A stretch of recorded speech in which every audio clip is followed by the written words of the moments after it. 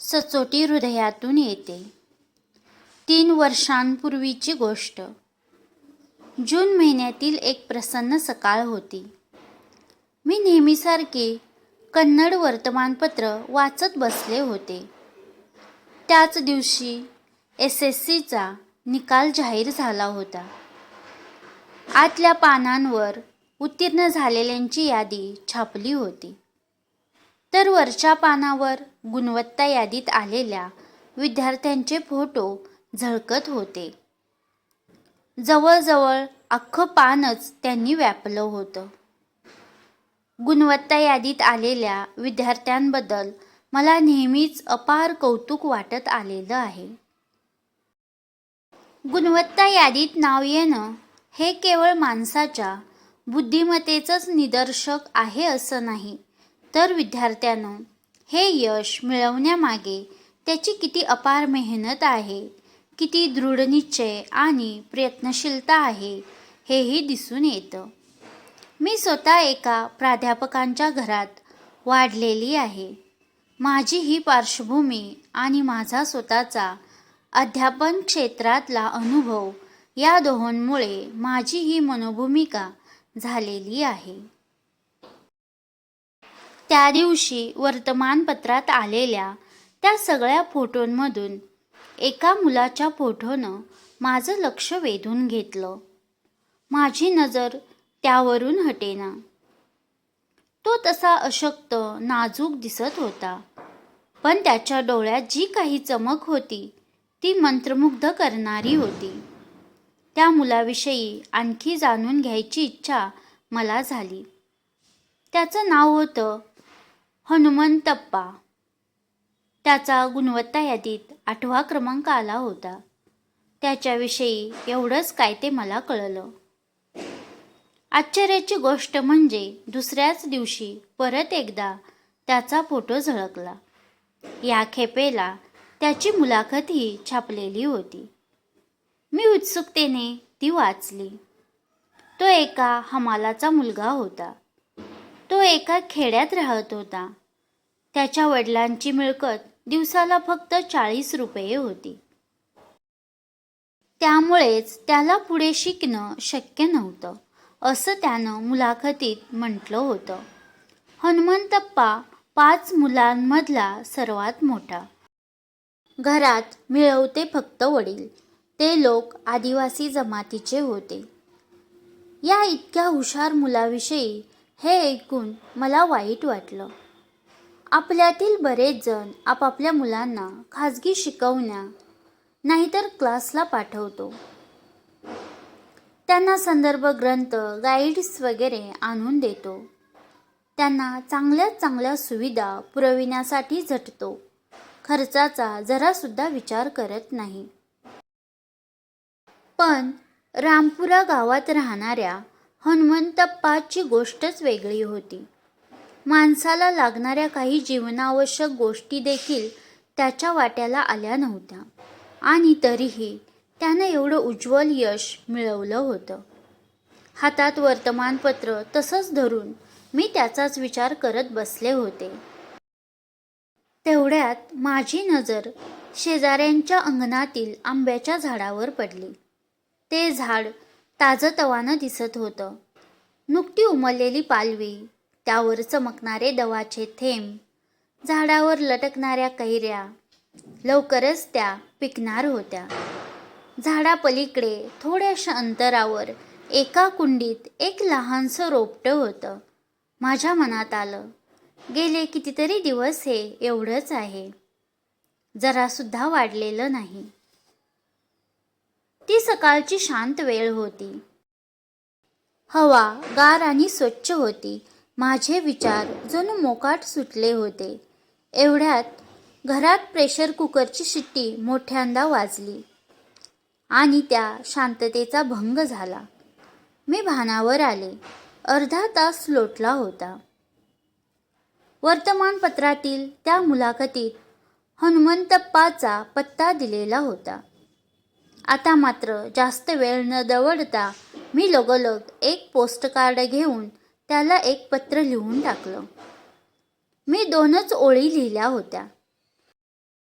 माझी तुला भेटायची इच्छा आहे. तू बंगलोरला येऊ शकशील का? एवढ्यात माझे वडील सकाळचा फेरफटका मारून घरी परतले. ते अत्यंत व्यवहारी विचारसरणीचे आहेत. त्यांनी माझं ते पत्र वाचलं आणि ते म्हणाले, इतक्या लांब यायचं तर भाडेखर्चाचे पैसे तरी कुठून आणणार तो? तू इथे यावा असं तुला वाटतंय ना, मग तू भाड्याचे पैसे त्याला पाठवून दे. शिवाय जरा बरे कपडे विकत घेण्यासाठी आणखी थोडी रक्कम पाठव. मग मी पत्रात अशी पुष्टी जोडली, मी तुला भाडेखर्च तसेच कपडे विकत घ्यायला पैसे पाठवीन. त्यानंतर 4च दिवसांनी त्याचं पत्र आलं. 2च ओळींचं. पहिल्या ओळीत त्यानं माझ्या पत्राबद्दल आभार मानले होते व दुसऱ्या ओळीत बंगलोरला येऊन मला भेटायची इच्छा व्यक्त केली होती. मी तातडीनं त्याला पैसे पाठवले व माझ्या ऑफिसचा तपशीलवार पत्ताही कळवला. अखेर तो आमच्या ऑफिसात येऊन ठेपला. तो एखाद्या बावरलेल्या वाट चुकलेल्या वासरासारखा दिसत होता. कदाचित ही त्याची बंगलोरला येण्याची पहिलीच खेप असावी. तो अत्यंत नम्र होता. त्याने स्वच्छ शर्ट पॅन्ट घातली होती. केसांचा नीट विंचरून व्यवस्थित भांग पाडलेला होता. डोळ्यात ती चमक आताही होतीच. मी लगेच मुद्द्याचंच बोलले, तू मिळवलेल्या शैक्षणिक यशामुळे आम्हाला फार आनंद झाला आहे. तुला पुढे काही शिकायची इच्छा आहे का? तुझ्या शिक्षणाचा खर्च आम्ही करायला तयार आहोत. तू तुला पाहिजे तो अभ्यासक्रम निवड, अगदी कुठलाही. तो गप्पच राहिला. माझे एक वरिष्ठ सहकारी शेजारी उभे होते. ते हसून मला म्हणाले, बीट्स आणि बाईट्सच्या वेगानं नको जाऊ अशी. तू जे काही सुचवते आहेस ते त्याच्या नीट पचनी पडू दे आणि त्यावर विचार करून आज संध्याकाळपर्यंत त्यानं आपल्याला सांगितलं तरी चालेल. अखेर हनुमंतप्पा जेव्हा घरी जायला निघाला तेव्हा त्यानं हळू आवाजात पण ठामपणे सांगितलं, मॅडम, बेल्लारीच्या टीचर्स ट्रेनिंग कॉलेजात जाऊन पुढील अभ्यासक्रम करायचा माझा विचार आहे. आमच्या गावाच्या सर्वात जवळचं कॉलेज तेच आहे.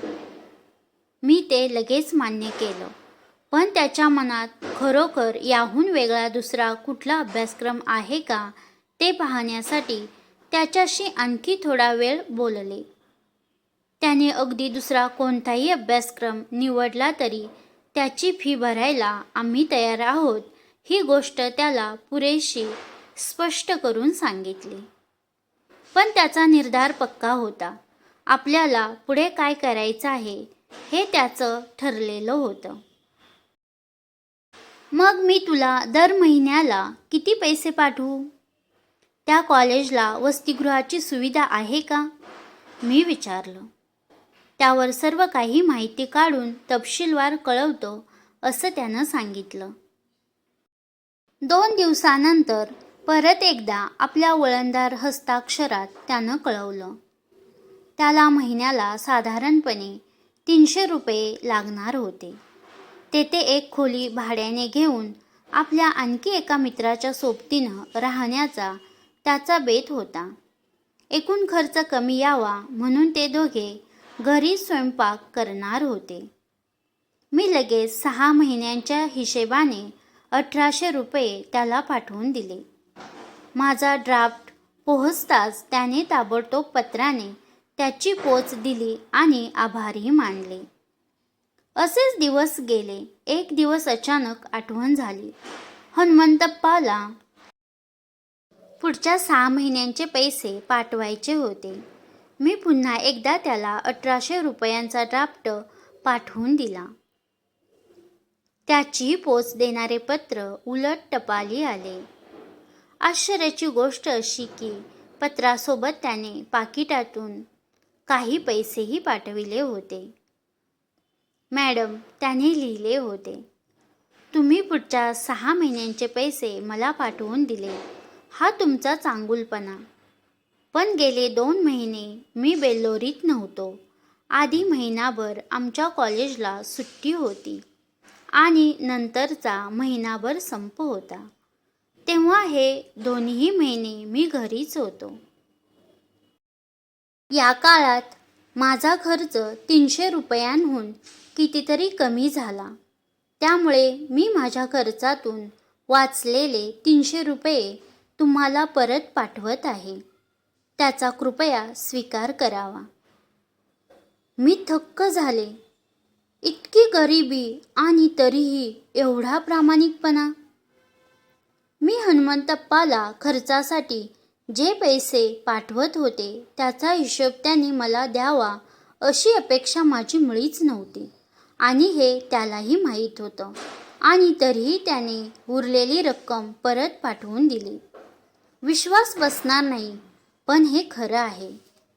एक गोष्ट मात्र मी अनुभवातून शिकले आहे. सचोटी, प्रामाणिकपणा ही काही कुण्या एका विशिष्ट वर्गाची मक्तेदारी नव्हे. त्याचा शिक्षणाशी किंवा श्रीमंतीशीही संबंध नाही. ती कोणत्याही विद्यापीठात शिकविली जात नाही. अनेक माणसांच्या ठायी ती हृदयातूनच फुलून आलेली असते. या साध्यासुध्या खेडवळ मुलाच्या प्रामाणिकपणावर कशी आणि काय प्रतिक्रिया द्यावी तेच मला समजेना. ईश्वराने या हनुमंतप्पावर आणि त्याच्या कुटुंबियांवर आपलं कृपाछत्र नेहमी ठेवावं अशी मी मनोमन प्रार्थना केली.